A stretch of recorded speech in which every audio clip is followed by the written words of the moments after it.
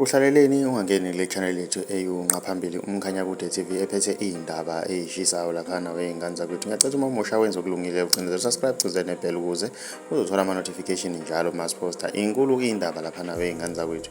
Inyanga yaseThekwini ebizwa ngobhodla laphana wey'ngane zakwethu ithusa abaningi ivuma umuthi wenye inyanga ebizwa ngoKing Bhaka laphana wey'ngane zakwethu.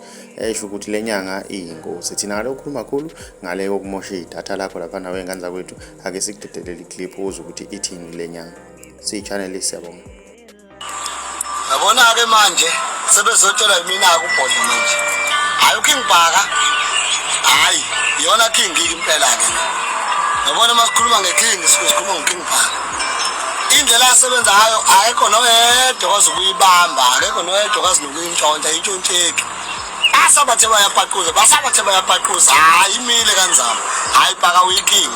King yabona imanga uyigile ngomakhandakanda. Hayi makhandakanda hayi powerful. King Bhaka hayi kube nomakhandakanda welidone.